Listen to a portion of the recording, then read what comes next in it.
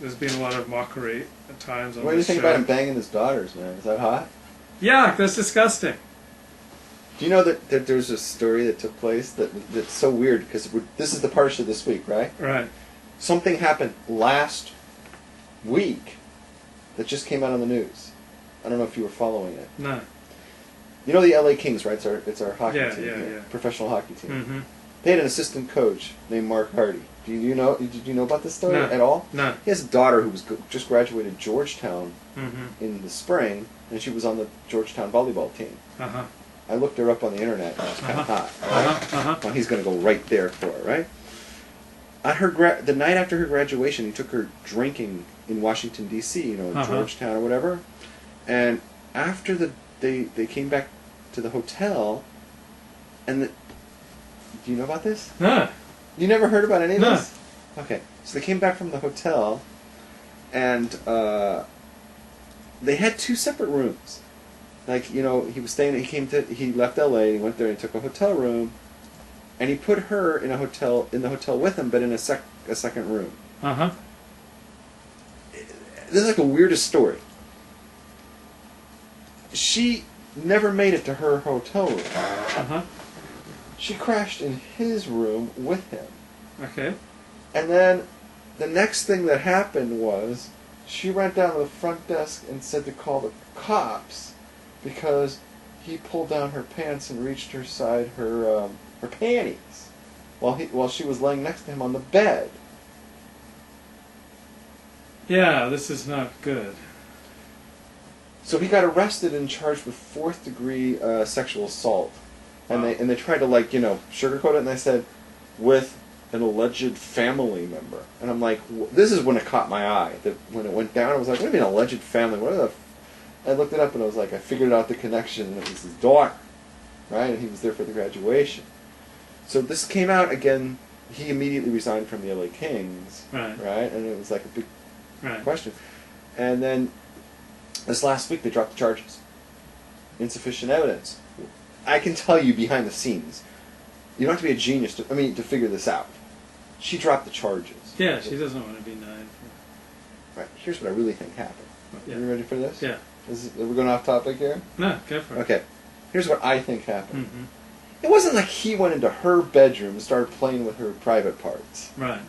She was in his hotel room, and she had her own. She chose to crash out in his bed with him. She's 21 or 22 years old. What the hell is she sleeping in the same bed as her dad? Yeah. Right? Here's what I think happened. You ready? Mm-hmm. I think the two of them went drinking. They were into each other. And they decided Gave him an excuse. that they're going to do it.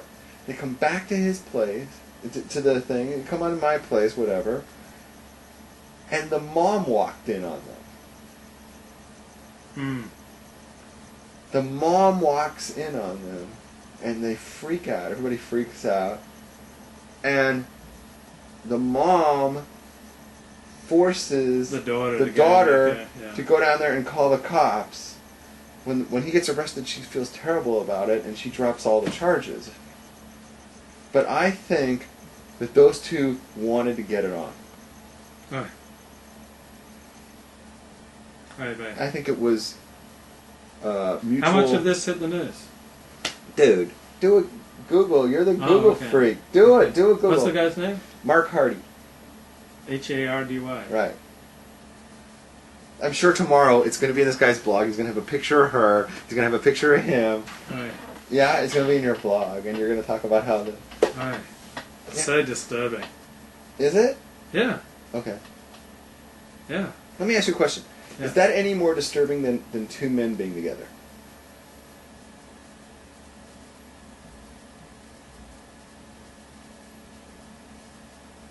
No. It should not be. No. I can't make an argument how that's worse than two men being together. No. I mean, they're equally disturbing to me. Okay. I think Torah is worse on the man and the man. I think it gets the special word toeva, which means an abomination. I don't think the incest gets that word. I have to look it up, but I don't think it does.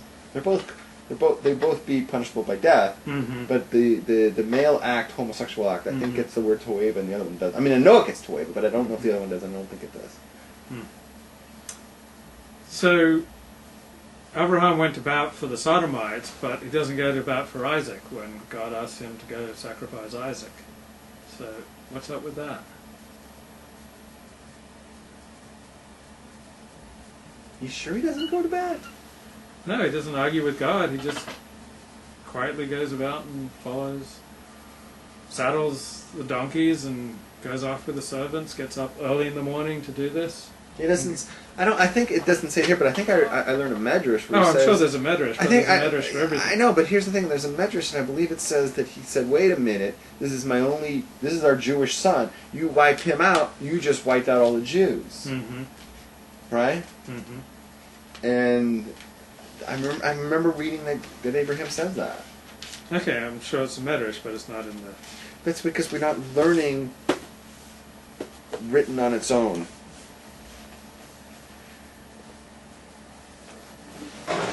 So maybe Abraham should have said, hell no. We read in the Torah that and God tested Abraham. So maybe Abraham failed God's test by not saying hell no when God asked him to sacrifice Isaac. I mean, what would you do if God asked you to sacrifice your son? I don't have a son. No, but if you had a son. I would do it. Good thing this is But why this man doesn't have kids. You can't compare the two because there's other Jews here, right? Back then, Abraham, right? He already had the bris. Abraham already had a bris with God, and what was that? We read that last week, I think it was, right? It's the bris ben Absarim, right? And from that we see that God is going to give the Jewish people it all come from Abraham. They're going to get the Torah, and they're going to get they're going to get the land of Israel, right? You kill Yitzchak, that's it. You just ended this thing. So God, you can't do that. You know what I'm saying? Mm-hmm. So I would tend to fight harder on that one because that doesn't make any sense. But if God came to me now and there's millions of Jews, like, what's the big deal? It's your own son. It's God coming down. He's the one who drew he's the creator. So let's say God came down right now and told you the Detroit Lions are going to win the Super Bowl this year. I believe it. Why would I believe it? Well, of course. But they're 1-5. Doesn't matter because He can turn them around and make them 11-5 just like that. You don't believe in miracles, do you? You don't really believe in God. If God says something that's impossible, that sounds impossible, it still sounds impossible even if God is saying it. Doesn't matter. God says it, I believe it. So even though this is a very disturbing Torah portion in many ways, still Judaism is the world's most optimistic religion. It's the most this-life focused of the world's religions. Sacred texts of all the other religions are largely about leaving this world, whether it's Eastern religion where the goal is to get outside of the circle of life and to enter nirvana. It's Christianity to go to heaven. If it's Islam, to go to afterlife rewards. Even with all these horrible struggles and flawed characters that we have here in the Bible, Judaism remains optimistic about human potential. Judaism has no illusions about human nature and the natural predilections of men. But God gave humanity a Torah so that they could improve themselves by it, and when people live by the Torah, then we can be optimistic about their